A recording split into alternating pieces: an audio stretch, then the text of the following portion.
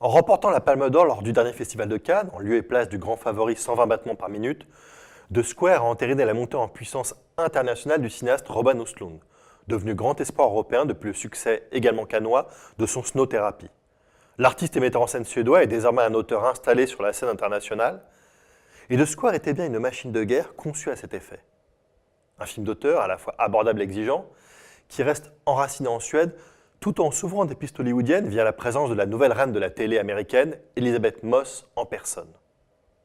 Une proposition forte et frêle, car le cinéaste s'attache à un genre, celui de la satire acide, capable de renvoyer le spectateur face à ses propres lâchetés, piégé, voire peu apprécié par la critique. Un registre et un équilibre délicat où se joue la réputation du réalisateur à ce moment crucial de sa carrière, entre génie émergent et petit malin superficiel. Le tout à travers le portrait volontiers moqueur d'un milieu, l'art contemporain, qu'il est facile de détester. Le résultat est un étrange mélange où le fantôme de Robert Altman côtoie des séquences parfois plus proches de la télé des inconnus. Den der. Ja. Det er fedt. Okay. Det er et overdrevet svedigt nummer. Prøv skulderen. Yes. Endelig en god sang. Det er lang tid siden, jeg har hørt John. Fedt.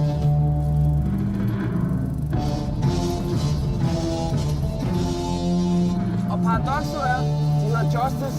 Og hvad er det, vi skal ud have? Det er sgu da ikke noget paradoks. Hvad? Nej, men altså, det er sgu da, altså, retfærdighed, mand. Ja. Det er perfekt. Ja. Ja, det er timing.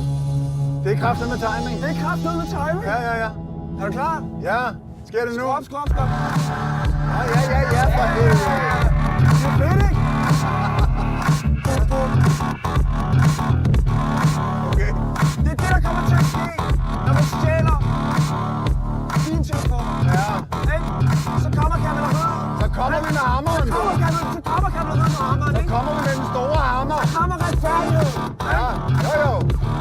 I Tesla.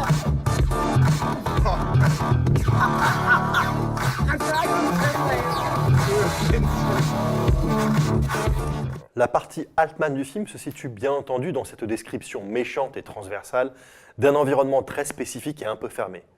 La country music ou la danse avait ainsi été épinglée avec une méchanceté virtuose par l'auteur américain. Son lointain descendant suédois investit, lui, celui de l'art contemporain. Ces expos conceptuels incapables d'exister sans carton médiatique, ces artistes forcément impériaux et autocentrés, ces parasites et même ces financiers. Le héros de cette radioscopie n'est pas lui-même artiste, mais il est presque aussi important. Curateur et responsable de la programmation de l'un des principaux lieux d'exposition de Stockholm.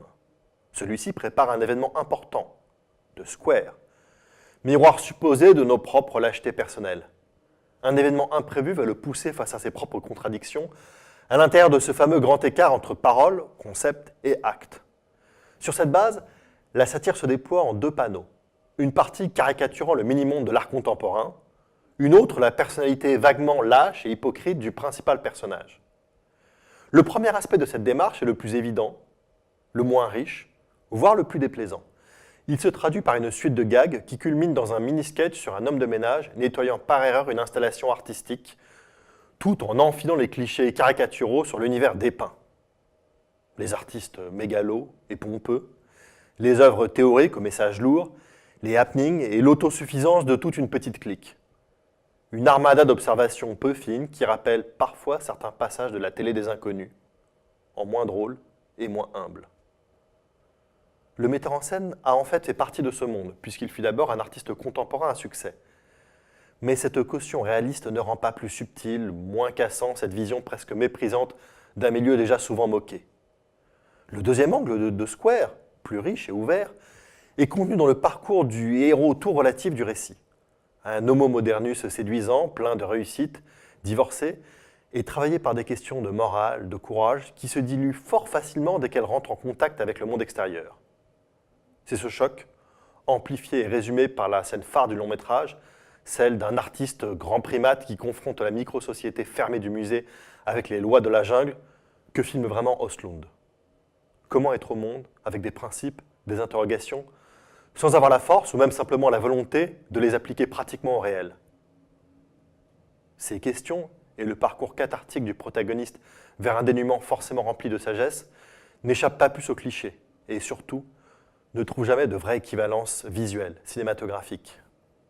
The Square a bien des qualités qui expliquent son succès de festival et son probable bon accueil public, mais il est également contraire à l'idée même d'un cinéma à hauteur d'homme, pour reprendre cette vieille expression qui remonte jusqu'à la création de la nouvelle vague. Si l'auteur s'identifie à son personnage, s'il fait bel et bien cause commune avec lui, cela ne se ressent aucunement dans la narration ou la réalisation.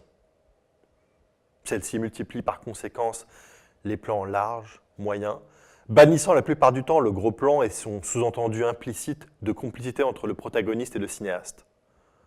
Osloon préfère surplomber avec un regard incontestablement intelligent et vaguement méprisant. Il observe toutes ces petites lâchetés, ces mesquineries et autres comportements ridicules, comme si le fait de les mettre en scène, de les constater, lui permettait d'être au-dessus d'elles. Mais finalement, dans ce confort d'un cinéaste qui semble s'imaginer, derrière sa caméra, planqué et protégé des bassesses décrites, c'est une autre forme de lâcheté, plus sournoise et bien pensante, qui se tapit.